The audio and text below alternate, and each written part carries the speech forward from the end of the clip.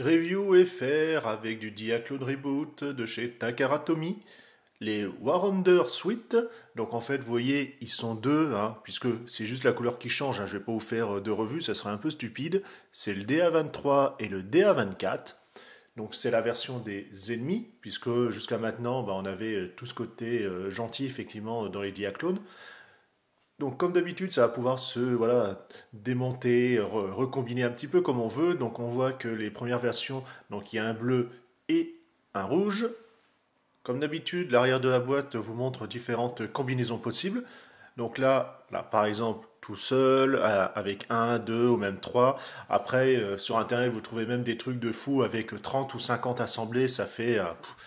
On retrouve les personnages, articulations supplémentaires, le robot, voilà, la suite en proprement parler, mais également le véhicule tout en longueur, voilà, qui est un petit peu comme un gros tétard, qui va venir directement se placer à l'intérieur.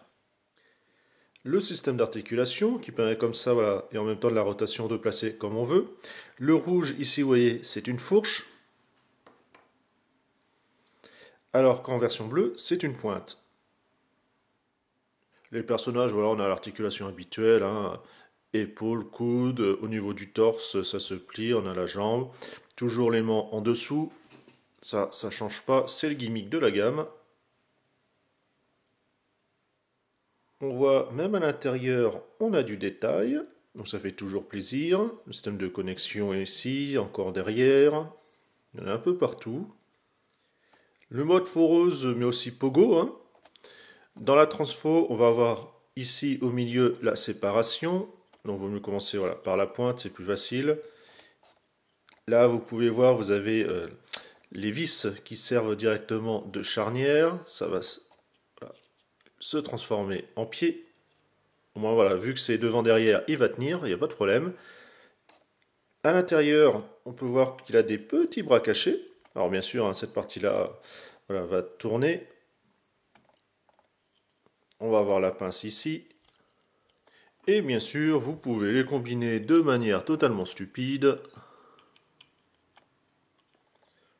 Et voilà, des siamois ou des jumeaux par l'épaule. Bien sûr, on va pouvoir installer un personnage. Vous voyez ici, il y a une articulation. Ça va permettre d'ouvrir la verrière. Et on peut y glisser pépère. Alors, sinon, pour vous aider, hein, vous pouvez également, comme ça, ouvrir en plus grand. On voit aussi tout un système d'épines dorsales ou autres à l'intérieur. Ne pas oublier que vous pouvez très bien les glisser à l'intérieur. Alors bien sûr, voilà, mélanger bleu, rouge, hein, comme on veut, hein, tout est interchangeable. Il y a juste à pousser par l'arrière. Par exemple, on peut également, on va resserrer cela. En faire une pince pour cette partie-là. Ici, écarter, donc les bras vont devenir des jambes. Bon, il est un peu court sur pattes, hein, je vous l'avoue, mais quand même. Comme cela.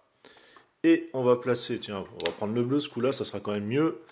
En sachant que la verrière, par contre, vous ne pouvez pas l'ouvrir, hein, n'essayez pas de forcer, hein, vous allez tout péter. Dans l'échelle de taille, donc ici, on commence avec du 2 cm 8. Les anciennes, formats directement d'exosquelette, pour les gentils, on est dans les 5 cm. Ici, on va arriver à 8, un petit peu en dessous, alors je ne compte pas directement la proéminence. Hein. Et pour ce qui est d'un Dia Battle, je vais m'arrêter au niveau de la tête, hein, on va être dans les 17,5. Au niveau de la taille, c'est vrai que bon, ça se marie, hein, ce serait bien. C'est un peu plus gros effectivement en termes de volume, mais aussi grand que les nouvelles suites chez les gentils. Donc ça va permettre comme ça d'avoir quelque chose d'assez équilibré. En plus, avec les systèmes de pince ou autre, vous allez pouvoir faire toutes des scènes, par exemple, faire tenir un personnage dans une pince, ou alors il se fait transpercer en termes d'armure, des choses comme ça. Il y a vraiment de quoi s'amuser. Encore une réussite, bravo à Takara Tomy pour les Diaclone Reboot. Cette fois-ci, on attaque vraiment les méchants. Alors certes, pour l'instant, c'est que, comme au tout début des Diaclones, les petits, effectivement, qui sortent. J'espère qu'on pourra voir après, par la suite, des modèles plus gros chez les méchants. Il n'empêche pas que, on va pouvoir les combiner dans tous les sens. Mais comme d'habitude, il va en falloir beaucoup. Et là, ouais, c'est un peu autre chose. En tout cas, pour les possibilités, pour la gamme, vous savez que je suis fan. Allez, je vous dis bye bye.